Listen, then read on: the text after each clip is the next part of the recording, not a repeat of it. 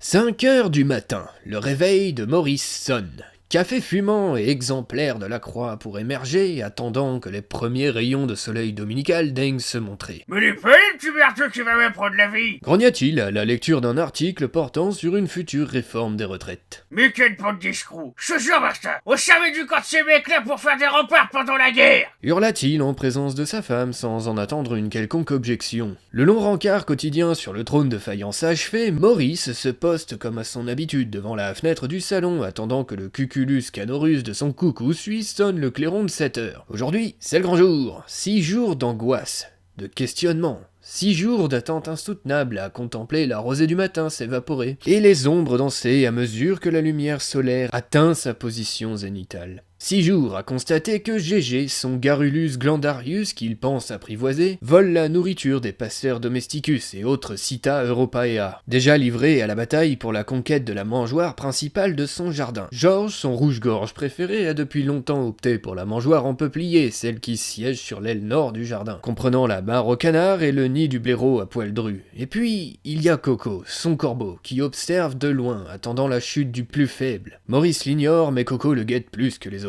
L'octogénaire noue machinalement ses chaussures, puis boucle sa ceinture. Arrivé à l'entrée du garage dans lequel dort sa déesse, il se met à frémir, sous la pression imposée par l'appel du devoir. Mais 85 ans de lutte, de débat, de compromis, de joie, de larmes et de fluides corporels en tout genre, bon, ça c'est plutôt récent, l'emplissent de courage. Après tout, il le fait pour sa femme, ses 4 enfants, ses 8 petits-enfants et ses 3 arrière-petites-filles. Il le fait avec autant de force et de conviction que lorsqu'il a renié le fils qui lui avait proposé de finir sa vie en maison de retraite. Ou encore lorsqu'il militait pour le Front National à l'aube du second tour de 2002. 7 heures sonnent, c'est l'heure. Maurice sort. Il va enfin pouvoir se déchaîner sur le centimètre de trop qu'a pris le gazon de son jardin.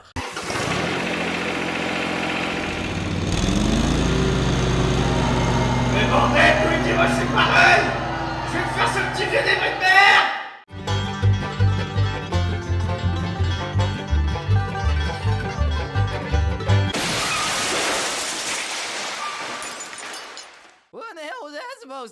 Je ne me lance pas dans l'histoire des tracteurs, car à part Matériel Agricole Magazine, tout le monde s'en branle. Je suis un vrai gosse quand j'en vois un, et quand bien même je préférerais 1000 fois avoir ça, que ça c'est pas pour autant que je plongerai dedans pour savoir comment ça fonctionne. Non, je vais plutôt parler d'un truc carrément plus captivant, la tondeuse autoportée. Ouais, ça c'est cool. Ce qu'il faut retenir, c'est qu'un paquet de mecs se sont penchés sur la mécanisation du travail agricole au début du 19e, et qu'il a fallu quasiment 100 ans d'évolution pour voir apparaître les premiers tracteurs pour particuliers à peu près fiables qui ne risquaient pas d'exploser ni de répandre des liquides nocifs sur les plantations. Puis du début du 20e jusqu'aux années 60, un tracteur de ferme ça a cette tête-là, et ça peut tracter divers outils en fonction des besoins.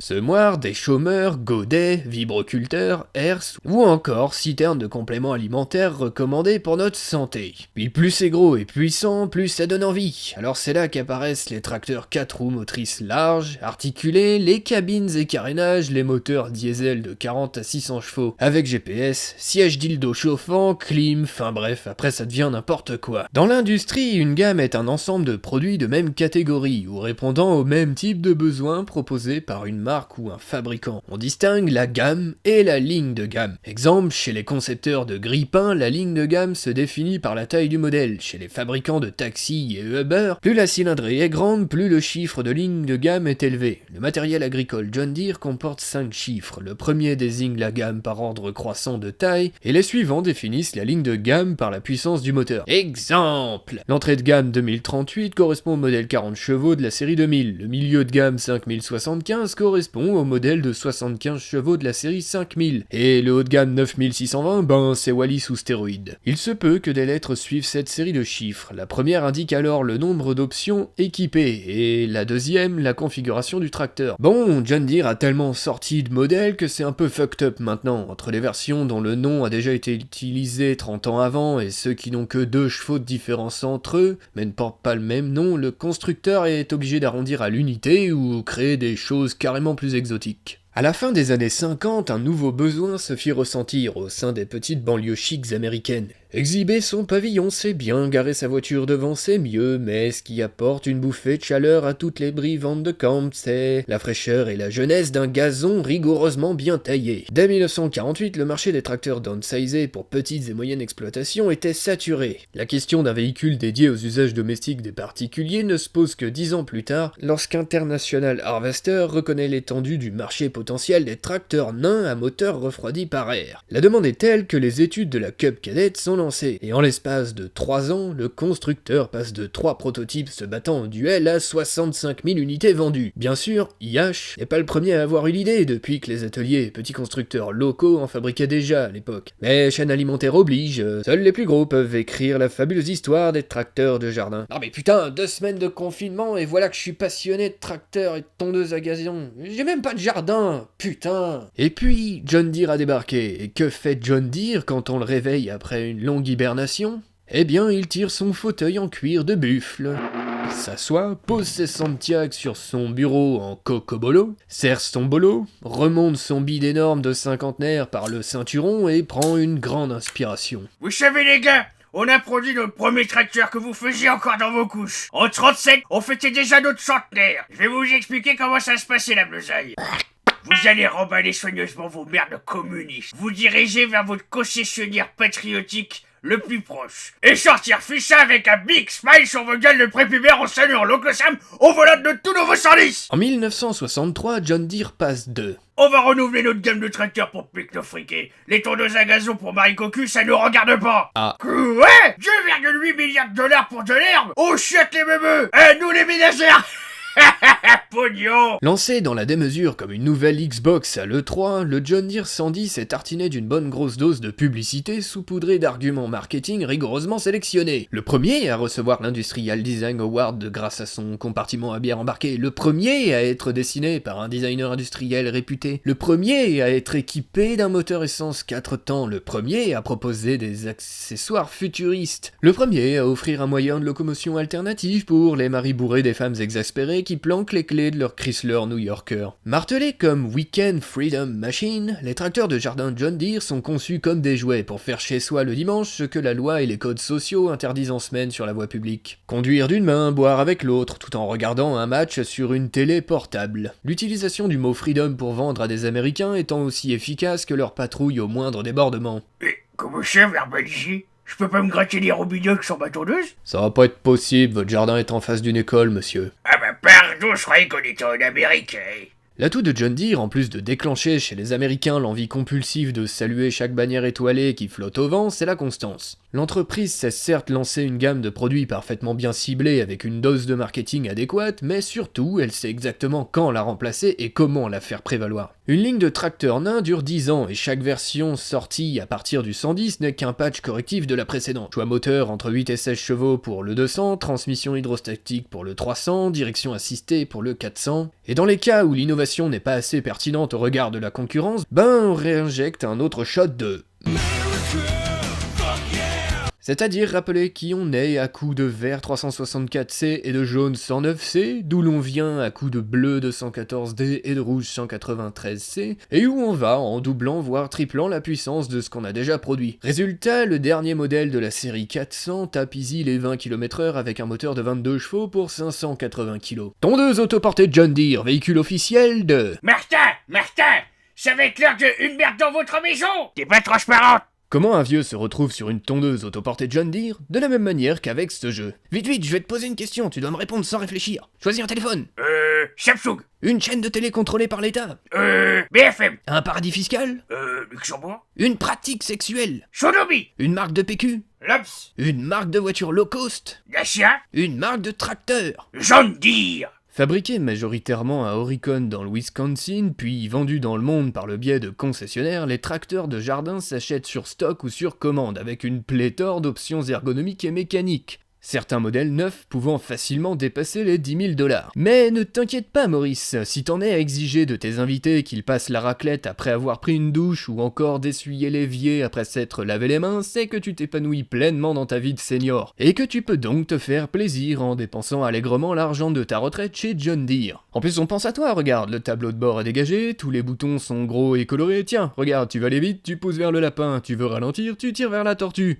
Facile hein. Le John Deere 415 est un modèle uniquement destiné à l'export vers l'Europe ou l'Australie. Dérivé du 455, il embarque le même moteur diesel à refroidissement liquide japonais Yanmar de 881 CU, mais bridé à 15 chevaux. Ce genre de moteur qui sert de pot de fleurs au fond du jardin des bricoleurs depuis 6 ans mais qui démarre au quart de tour après un simple coup de Karcher qu'on préfère troquer que vendre contre un truc qui nous servira encore moins. La grosse nouveauté à cette époque est l'introduction des moteurs diesel à injection électronique à refroidissement liquide, prenant la relève des versions essence à carburateur refroidi par air. Les plus récents sont facilement reconnaissables par le badge. Ouh le badge, le badge, ouh le badge, ouh le badge. Et par leur ligne allégée des capots latéraux qui abritaient les filtres à air. De toute façon, ce qui importe pour un tracteur, c'est son poids et sa capacité de traction. On va pas s'emmerder avec des chiffres. Concrètement, le 415 peut tondre avec ou sans aspirateur, pousser une rampe ou une souffleuse à neige, actionner une pelle rétro ou épareuse, tracter une citerne d'épandage ou une remorque basculante hydraulique ou un scarificateur. Bon, j'irai pas jusqu'à affirmer que c'est le candidat idéal pour du tracteur pooling, puis je doute de l'efficacité de retourner sa terre à 20 km/h, mais concrètement, il peut faire tout ça sans sourciller. L'attelage de tous ces éléments, qu'ils soient mécaniques, hydrauliques ou électriques, se fait par le biais des PTO, organes de raccordement externes reliés à une source d'énergie. La protubérance qui s'exhibe à l'arrière du tracteur à la manière d'un pervers dans une aire de jeu est un PTO mécanique, un arbre directement relié à la transmission. A noter que le deck comportant les lames de tonte est raccordé par en dessous à la transmission de la même manière, et que presser le bouton jaune sur le tableau de bord les actionne, en simultané, avec le PTO arrière. Le couple d'entrée de l'appareil utilisé est égal à celui de la boîte, il me semble pertinent de mentionner l'importance de couper le contact pour ne pas finir en cornet de bif fait maison si vous voulez bidouiller un outil. Et oui, l'accident de PTO mécanique est la principale cause d'accidents agricoles et domestiques. Oh Seigneur! De la même manière que l'on peut juger l'étendue de la fortune d'une personne riche au nombre de blank switch à l'intérieur de sa Porsche, l'on peut juger de la détermination d'une personne face à l'entretien de son jardin. L'ajout de PTO sur son tracteur se fait en cochant une grille d'options à l'achat. Dans le cas contraire, il est possible de repartir avec un modèle de base bardé de cache plastique de la honte.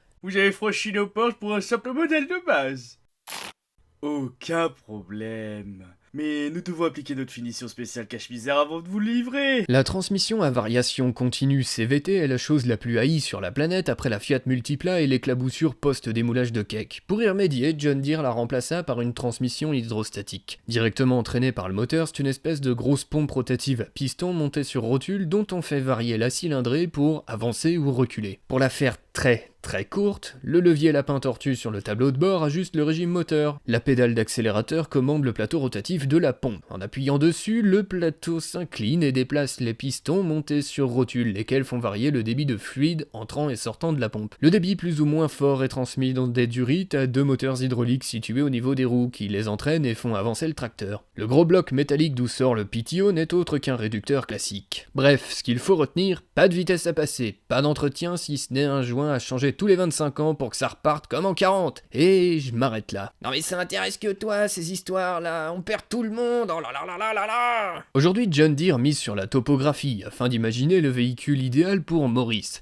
Les équipements de jardin autrefois rassemblés sur un seul et même tracteur sont déclinés, voire sous-déclinés, pour séduire au mieux les clients potentiels, et encore plus ceux qui hésitent à troquer leur appartement contre un pavillon, uniquement pour avoir une pelouse à tondre. Y en a même une où on tient debout dessus, sérieux. Des plus gros mastodontes agricoles aux jouets pour enfants, jamais je n'ai vu une entreprise capable d'inonder autant le marché. Comme toutes les élections en France depuis la fin de la Seconde Guerre mondiale, les partis minoritaires sont contraints de s'allier pour subsister. Et bien c'est pareil dans le monde merveilleux des tracteurs. D'un côté, il y a John Deere et de l'autre, il y a deux groupes, AGCO et CNH. Cette imposante position se ressent jusque dans les véhicules de jardin, lesquels coûtent cher à l'achat et retiennent de la valeur en occasion. C'est cette distinction, cette reconnaissance que s'offrent en récompense d'une vie rudement menée les propriétaires de Deere, se contentant d'exhiber la Rolls-Royce des jardins à leur voisinage, à défaut de posséder l'original. N'avons-nous tous pas un père, un grand-père ou un oncle qui prend autant soin de sa tondeuse Deere qu'un retraité de sa traction fraîchement restaurée? De l'autre côté du spectre, le John Deere 415 d'occasion est le véhicule parfait parfait pour l'adolescent habile en milieu rural, souhaitant profondément se distinguer de ses congénères urbains par le travail en plein air qu'il peut accomplir avec style, ou encore celui qui est prêt à s'adonner à des projets mécaniques farfelus pour se faire la main avant de passer au stade supérieur.